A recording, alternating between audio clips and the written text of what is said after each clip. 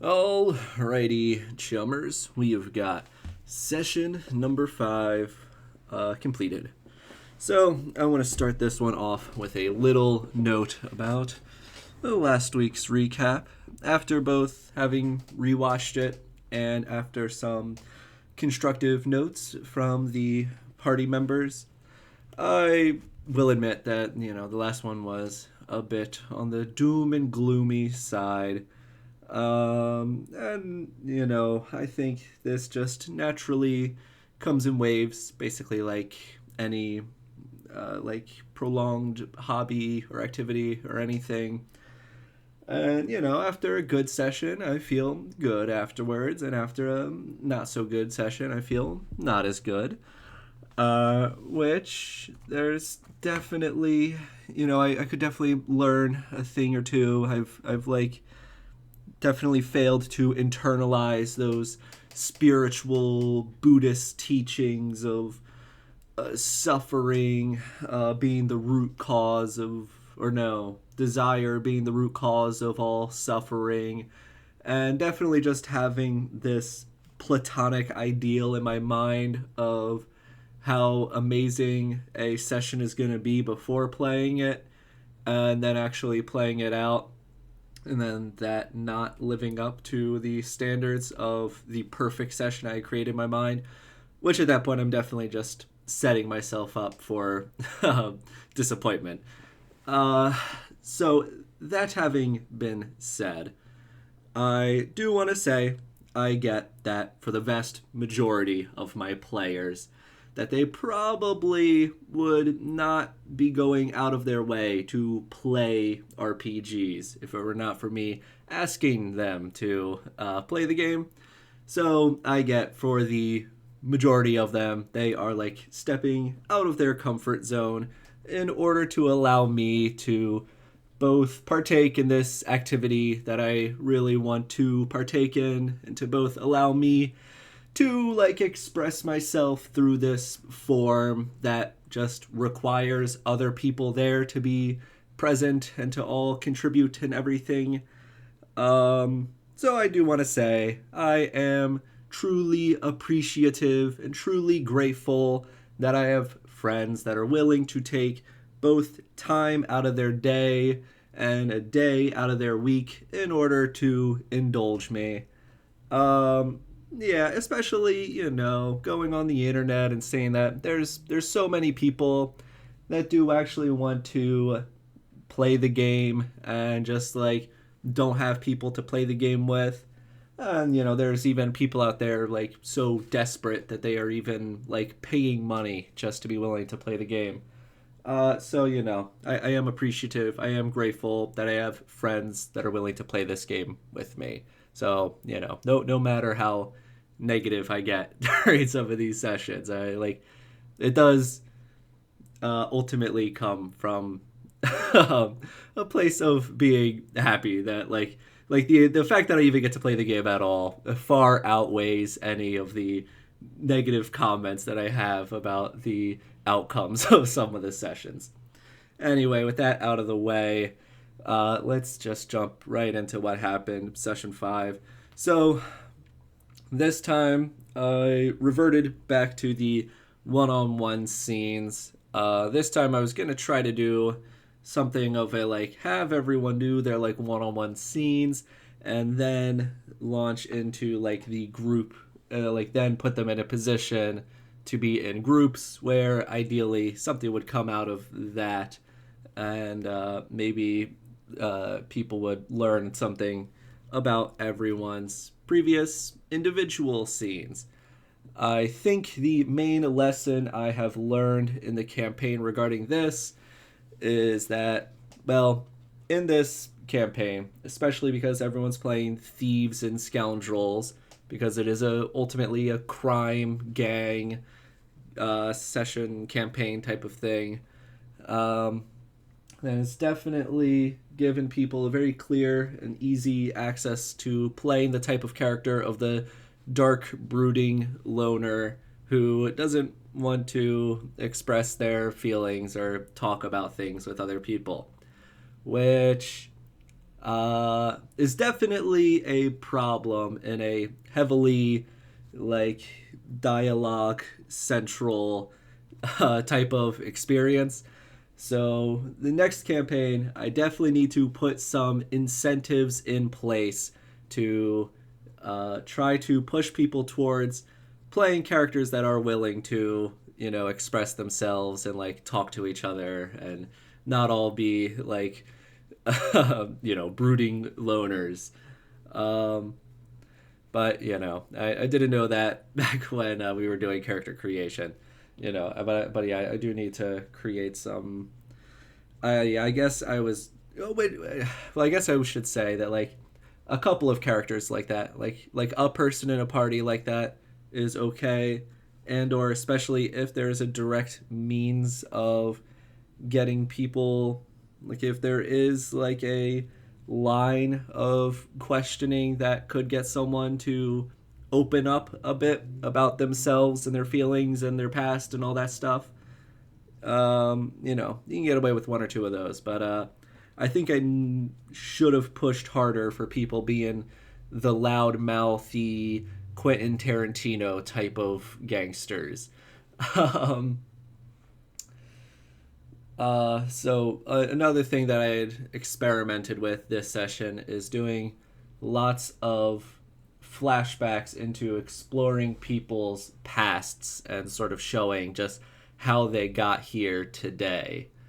Which maybe I could, or I should have directly tied those into things that happened during the session, like encounters and peoples that had showed up in their pasts, to actually like have that be relevant towards the like heist, the score at hand. So that was definitely a slip up, just session writing wise on my part. The flashback things definitely felt kind of disconnected. So the first one, Jackson and Steam had went to the morgue to recover Scarlett's body in an attempt to revive them. Steam had some, some, I guess, felt bad after being responsible mostly for Scarlett dying, so he went out of his way to try to revive her.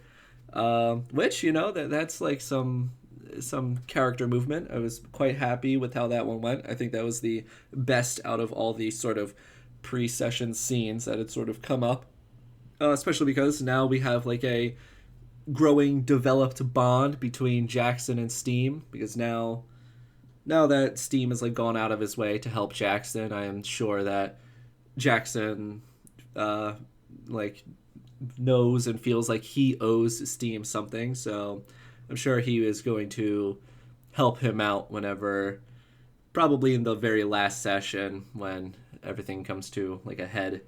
Um, so yeah, they go to the morgue, rescue her body, bring her to a wizard. Then we had Alistair Boyd. We had a sort of like how he got fired as a cop, why he's no longer a cop. He was chasing some guy, shot someone, and then it went wide, and he killed a bunch of school children instead. So yeah, with the flashbacks, I will say they were quite a gamble, because on the one hand, they were very cutscene-y, and that like you can't really, when it comes to things that have happened in the past, they're going to just be quite railroaded because they had already happened in a specific way for the most part. So you're literally creating a scene where your player effectively does not have any agency. So from that perspective, they're probably not particularly fun to play through and are pretty strictly just for expository. They just exist to deliver exposition and to deliver like character background info. So then we had Ed. this was not a flashback. This was just cutting over to him to see what he had going on. Generally, the elves and the daughters of Vanera, everyone in Elftown is starting to get along, and basically it's shaping up that they are going to be quite well prepared when the final heist, occurs. So then we had Shred, where we had a little bit of a flashback montage of his childhood and what he had going on there. The purpose of this was basically to show how his father not being present in his life had sort of like, and being without that sort of like male, like paternal figure had led to him like falling into this sort of like life of crime where he was just willing to stick to whoever gave him any kind of support. And that's kind of just how he ended up there.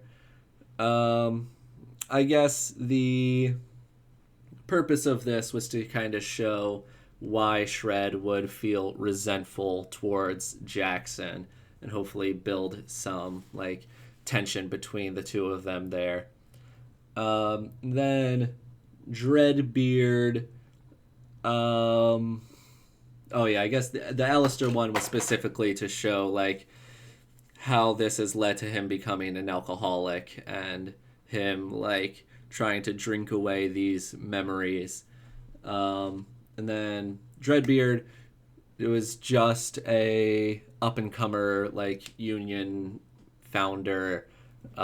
Basically started and led like a Battle of Blair Mountain type of deal that has sort of led to him getting to where he was. This one, I didn't really necessarily have any direction or anything that this was going to go towards.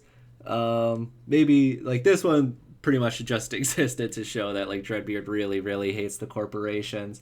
This one, I didn't really have any exact scene in mind for this one to lead into. I just sort of felt like, well, I'll just throw something out there, and then if the Dreadbeard's player could like come up with a way for this to like lead into something, then he could maybe make a scene out of that. But this one, yeah, no particular plan. So okay, Jackson and Steam, they go to Darkwaphilus the Fourth, a wizard necromancer who they sort of blackmail into using magic to bring back Scarlet, who is now a skeleton that Steam has installed a voice box and a motorcycle helmet onto. So yeah, that was all like the sort of pre-score stuff, which I guess I was kind of hoping would lead to the group now coming together and then maybe discussing some of their pasts and learning some stuff about each other and being able to connect to each other about all having these dark memories and skeletons in their closet, stuff like that. Maybe some new tension about Steam and Jackson becoming very good friends, and then Shred and Jackson being very contentious towards each other. None of that sort of happened, which, again, I'm chalking that up to I had kind of just cultivated this perfect environment to let everyone get away with just being I'm a professional, I only talk about the job, and yeah, not really talk about personal lives. So yeah, I'm not exactly sure. Well, I guess I'll figure out some sort of. I imagine that'll be some sort of mechanical system type of thing. Probably. I do like the aspects when it comes to that kind of stuff. So maybe I'll just like how you have to have your one trouble type of aspect, maybe some type of aspect that would lead to like like maybe along the lines of like the character bonds, how I kind of just threw that in there as like a last minute thing that maybe will give people a reason to want to connect to each other. Maybe I will make that like a much more core part of the system, and like your character bond being like, there being a specific place on your character sheet that's being written in, and having some sort of mechanical effect as well. Okay, so for the session itself, we had everyone meeting up at the gallows. So far the mole that they had installed H109 as H209 has been going pretty well. They have been talking up the Hangmen and had been talking about how they were a very competent and proficient crime group that could be relied and trusted upon. Um, so they have been given this very, very high priority mission. So they've been told that there is going to be a magic key that will unlock the arcane vault, the containment chamber that Abraxas is being held in. Okay, so we have the mission itself. They all meet up on the train. And this time they actually do a little bit. We actually get a little bit farther into the mission before the loudness starts, which I'm pretty happy actually with how at the beginning it did actually start off sort of manipulative and stealthy and stuff, and then eventually became like full violent and full like loud mission. So I'm happy with that. So one thing, so okay, I did want to do a little bit more with the IDNs this time, since they were going in this like very public and like corporate owned thing. Um, but yeah, I guess it just didn't really end up coming up a lot. I forgot I was gonna have drones flying around, which was basically just going to be another thing for Steam to do. It was going to be able to be like to hack these drones, basically. That didn't end up. I just totally forgot about that, but I think that's ultimately fine because it didn't really. I probably would not have changed a whole lot. So yeah, they run into the passenger cars. And they're just going in as regular passengers. So they see there's some burning bees on one car. There's some vicissitudes on the other car. There's a guy with a guitar case. So the sword was being held in a guitar case is all they knew about its whereabouts, and the rest of the mission was them just having to find this thing. Which I do think I'm probably gonna lean towards doing like more of, or at least, yeah, just like in the future. Because instead of just being able to like knowing beforehand where the target is and just sort of being able to like having no reason to do anything other than just try to skip exactly to the room of where the target is, having to like find it first is I think an easily contrived manufactured reason to actually have people explore the entire like area that the score is being held in.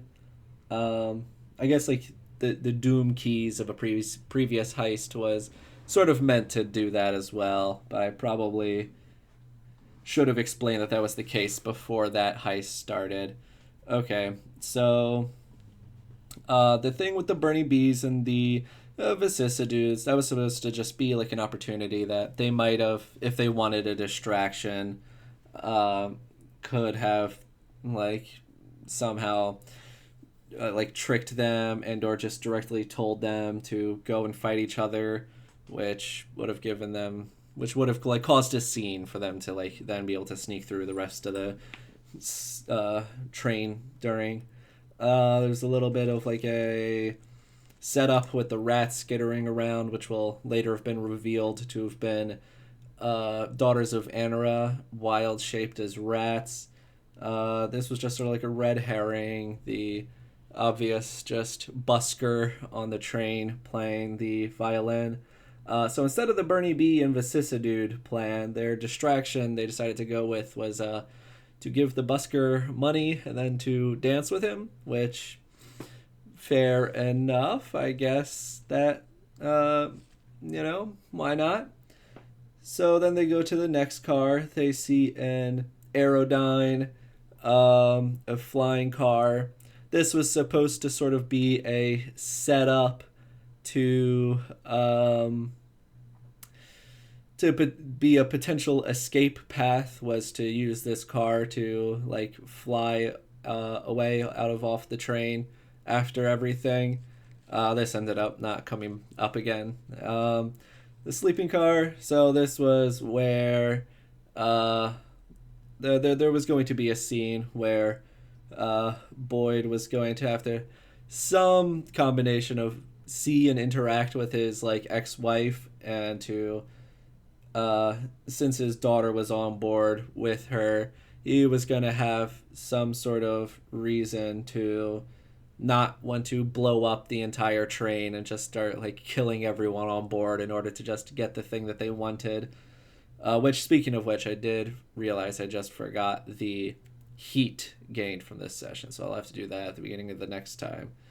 Which they did end up doing like a lot of damage to this train, so probably a fairly good amount of heat from this mission ultimately. But he was entirely disguised, both in face, uniform, and voice, so she did not end up recognizing him, so that this pretty much ended up getting skipped.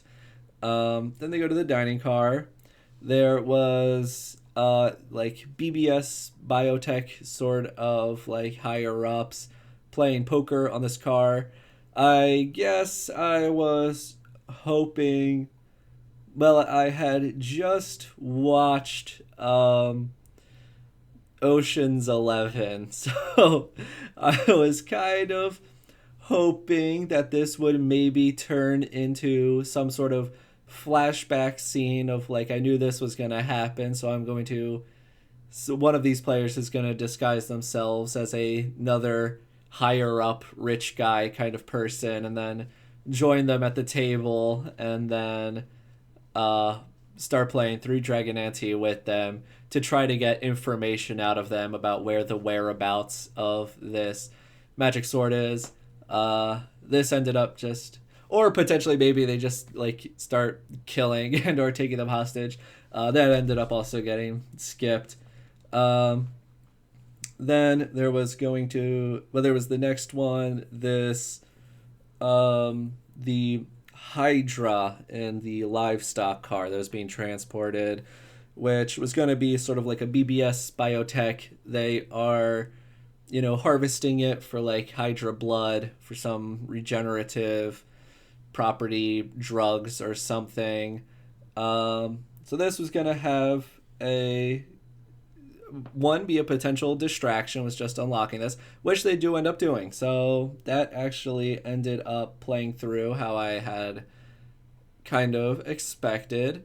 Alternatively, there was a potential like the Daughters of Anara unwild shaping here back into their forms, and then like using druid monster control dominate beast type of magic to use the Hydra under their command to attack the party, something along those lines. My hope was that they were going to try to like get the sword and then run back through the whole train to get back to the car to fly away, and then this was where that whole Hydra druid encounter was going to go down.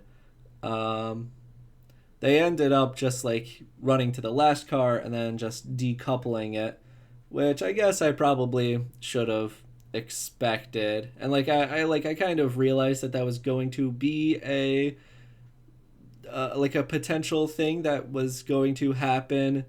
I guess I just thought that the temptation of being able to steal the like $1 million car was going to hopefully be enough to try to get them to run through the car. But you know what? They didn't end up getting greedy. They played it safe, which, fair enough, ended up paying off for them. They didn't get... things possibly could have gone a lot worse if they did get greedy. Okay, so they end up in the cargo hold. So there's like 2 heavily armed security guards, which they end up since they unlocked the Hydra and then ran away, they were able to distract the security guards by saying, like, hey, there's a Hydra loose. So they tricked the security guards into, like, running and dealing with the Hydra. Now, the case itself, this one I also forgot, it was going to be a mimic. And then that, I don't know if there really would have been much of a. Um,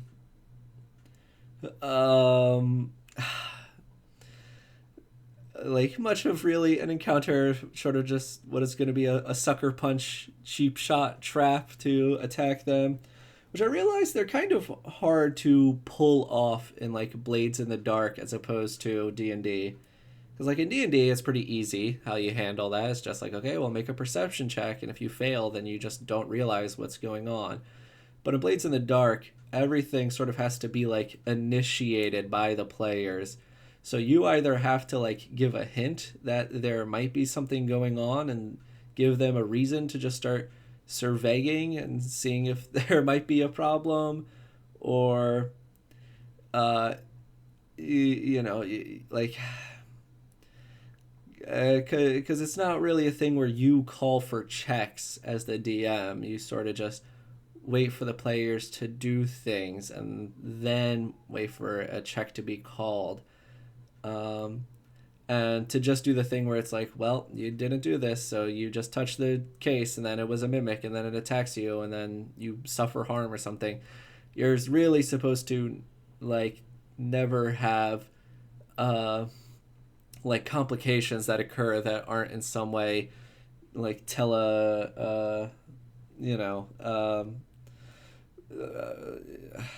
yeah, just so whatever, I forgot about the mimic, but whatever, they get the case, and then they decouple the car. So this is where I decided to have the rat like show up and sort of attack them and demand the case, which there's a quick little fight scene there. They end up capturing Del Grandinior, who is now their hostage that they have. So I'm sure there will be some fun interplay between that and the Daughters of Vanera in the future. Then the so then they run over to the caboose, which is actually where they decouple the train. And then some ogres jump on board that try to attack them and take the case for themselves.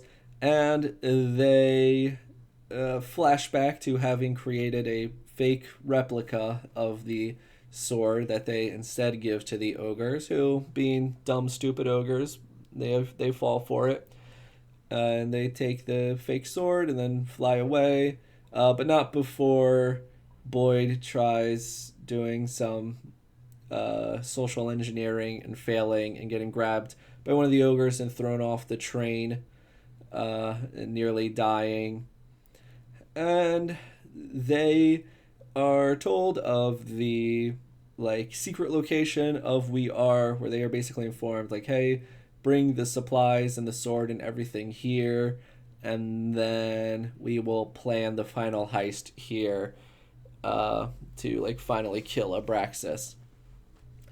So as the results, the things that end up happening, the crew tell BBS that the Hundanites have the blade. So BBS is likely going to do some sort of like sending in security, attacking and wiping out the Hundanites in Lostum, in an attempt to try to recover this blade. They also tell BBS where the coordinates, where the location of the secret We Are base is. So they are going to, so BBS is likely going to be able to wipe out We Are through that. And the players had kept the sword for themselves, of the intention of freeing the god themselves and being able to reap the benefits. Which, if anything, their plan of trying to free the god is kind of wrapped back around to ending up on the side of the daughters of Anara, who also are trying to free the god, uh, who are the actual god's worshippers. So at least this is the intention on the surface. Whether or not people have secret underlying motives and stuff, I think will probably come up during the very last session. Um, so yeah, I do think so. For next session, I had asked if people wanted to go just straight to the final heist or if they wanted to do some prep first. And after a vote, they had landed on doing some prep first, which I'm ultimately, I think, happy with because I think it will make the final heist feel all that much more epic and like meaningful if they have spent an entire session just preparing and setting up for the mega last heist. So this next session, I think I'm going to run as just a lot of little mini heists in order to acquire all the stuff needed for the final job. So probably not any like real proper scores. Just acquiring any one thing is probably just going to be 2, maybe 3 encounters or something worth of like challenges just to like acquire it. I don't want people to particularly suffer too much harm or edge or anything because I do want people going into like the last heist with like everything. I don't want people going into that with like being super battered and bruised or stuff. Um, so as for things that they might accomplish, also the real question. So if they aren't suffering harms and stuff, what's the like? What are you weighing against? What's the like potential like negative outcomes or consequences? And it's gonna be more so just a question of like just how much you're willing to push yourselves in order to get like as much of this stuff as possible before being willing or before like stopping and saying like okay that's where we are going to stop like taking risks and stop potentially like harming ourselves or what have you. So things that might happen next session, some combination of like threatening or bribing executives, managers, middle management, upper management, stuff like that in order to get stuff like IDs, pass keys, codes, ability to retinal scan, just any ways to get through any of those type of security means. They do have ultimately like the basic like security system information that they had acquired from We Are from the previous session. Now they have the key needed to actually get into the main containment chamber of Abraxas itself. So they have the 2 like necessary things to even like go on the mission. Anything else they get at this point will just be like gravy to make the final session go hopefully more smooth. So yeah, I do think for next session probably not have everyone go together on all of these things. I think probably like split people into like groups, maybe 1 or 2, or maybe running around with like NPCs or something to try to accomplish as many of these as possible before the main mission. And then I think for the final mission, I'll break everyone up and like have or at least I'll try to push people towards like each having their own individual role of a thing that they are trying to accomplish for the final mission, and then each person going with their own small tiny crew. And then that should ideally, if everyone is not all together in the final heist, that should give people a chance and opportunity to like backstab and betray since they're not all going to be together. So I do think at the end of next session, I will ask people privately to tell me if anyone does want to backstab each other or what have you. And then, since the last session. And, people might die or whatever, and it doesn't really matter because that'll be the last session. And I think I'll run it sort of as a kind of like prisoner's dilemma type of thing, where if just one person decides to just backstab one other person, then that person is ultimately going to like, or is much more likely to succeed in their attempt. But then if two people decide to backstab each other, that's where they're then going to be on like equal footing, and then so we'll see how that plays out. Anyway, other things that they might accomplish, maybe they'll get some specialist for particular things that they don't really currently have like a means of accomplishing. Like, for example, they've got really zero arcane magic ability of any kind, so maybe they get a wizard or a divine caster, a priest, or something like that. Because if they run into any magic obstacles, they're pretty much gonna be powerless again to like do anything against that. Maybe like a pickpocket, because they don't really have anyone specialized in that to like walk up and swipe key cards or whatever off of people. Maybe like an acrobat or something to dance around laser defense systems and stuff like that, and or a cat burglar who's good at like maneuvering around and climbing through vents and stuff like that, just getting around the facility. Maybe a sniper, a cleaner, just to watch from super far away with a sniper rifle and just like shoot anyone if things go south, or just sort of as like a backup, something like that. I might have any combination of these. Which, when it comes to like getting more people in on the job, obviously you run the risk of more people to potentially backstab you, or more people to share the reward with. But since this is less of like a monetary reward and you're just freeing a god, it's not like you have like a sack of $10 million to like split up between people. So there's not I feel like you are more incentivized to get people in on the job, since there's like you're not really having a thing that you're like splitting up. You're just like you just have like the boon, the favor of this god, basically. Okay, so potentially they might like install a mole, like have people who are working at the facility itself, either maybe as a janitor or a cleaner, or like just like a line worker, maybe as an executive, a management position, something like that.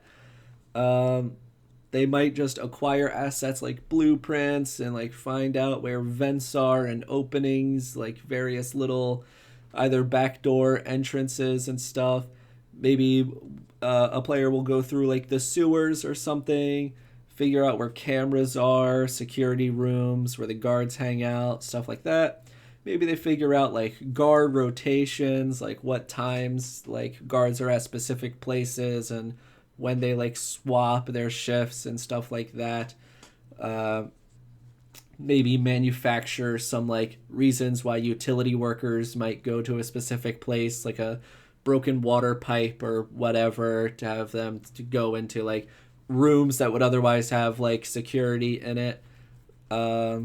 Janitorial stuff, yada yada. Maybe they can figure out a way to like hinder the VPD response. Maybe they can start some other crimes that are like more loud and noticeable in other parts of the city, and or just straight up like create and fabricate like traffic jams, and or like either by hacking the traffic lights and or setting up like road spikes, or just causing traffic accidents or something. Maybe try to like hinder the aerial response time, I don't know, flocks of birds or something. Create lots and lots of smoke or something to make it hard to see through in the sky, something like that. Dreadbeard is working on creating a union strike, which should also just add another element, another level of a distraction that could occur during the heist. And They might just acquire straight up like assets. Maybe they want a helicopter or an aerodyne vehicle to like fly away with, and or grab some spell scrolls and or potions. Maybe they need the thermite drill. Maybe they can set up some construction nearby and get a giant crane or something, a bulldozer, who knows, just to like crash through a wall or something. Some combination of any of these things, I think, will be things that they try to acquire and get for this final heist. Um, okay, yeah, so that about wraps it up. High hopes for the next session. Hopefully, we get some good stuff out of that. But until then, I will see you later.